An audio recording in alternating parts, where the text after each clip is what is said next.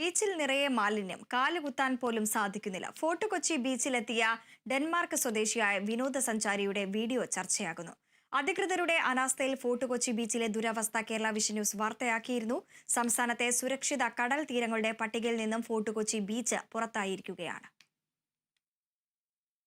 മലീമസമായ കൊച്ചി കടൽ തീരത്തിനെ കുറിച്ചുള്ള വിനോദസഞ്ചാരിയുടെ video വിവാദമാകുന്നു. ഡെൻമാർക്കിൽ നിന്നുമെത്തിയ വിനോദസഞ്ചാരിയാണ് fort Kochi കടപ്പുറത്തെ മാലിന്യ കൂമ്പാരങ്ങളും ശുചിത്വമില്ലായ്മയും ചൂണ്ടിക്കാട്ടിയുള്ള വീഡിയോ സമൂഹമാധ്യമങ്ങളിൽ പങ്കുവച്ചത്. ഒട്ടേറെ രാജ്യങ്ങൾ സന്ദർശിക്കുന്ന തനിക്ക് ഇത്തരമൊരു ബീച്ച് കാണാൻ സാധിച്ചിട്ടില്ലെന്നും സഞ്ചാരി വീഡിയോയിൽ പങ്കുവയ്ക്കുന്നു.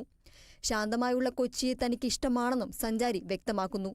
My only criticism of this beach is the absolute state of the rubbish. Look, so much washed up crap, coconuts and polystyrene and rope from the fishing. All of this behind me would be filled with water all the way up to where the rocks are. There's just so much crap on this beach, which is a shame. The odd beach clean wouldn't go amiss, but these guys are throwing the nets by hand. You catch any? You catch? No fish. Everyone seems very friendly so far in Kochi, which is nice, and very, very quiet and peaceful. That is my favourite thing about the city so far.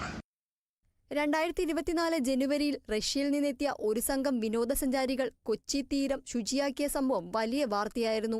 ഇതിനുശേഷം കൃത്യമായ നടപടി സ്വീകരിക്കുമെന്ന് കൊച്ചി കോർപ്പറേഷനും ജില്ലാ ഭരണകൂടവും വ്യക്തമാക്കിയിരുന്നു. എന്നാൽ അധികൃതരുടെ പ്രഖ്യാപനങ്ങൾക്ക് അപ്പുറം മറ്റ് നടപടികളൊന്നും ഉണ്ടായിട്ടില്ല.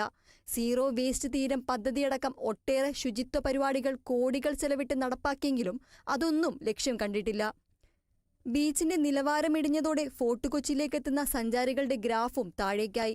പ്രതിവർഷം 15,000-ലേറെ വിദേശ വിനോദസഞ്ചാരികൾ എത്തിയിരുന്ന കൊച്ചി തീരത്ത് കഴിഞ്ഞ വർഷമെത്തിയത് 10,000-ൽ താഴെ മാത്രമായിരുന്നു. ചരിത്രമുറങ്ങുന്ന കൊച്ചിയെയും ബീച്ചിനെയും സംരക്ഷിക്കാൻ അധികൃതർ തയ്യാറാവണമെന്നാണ് നാട്ടുകാരുടെ ആവശ്യം. Kerala vision news, Kochi.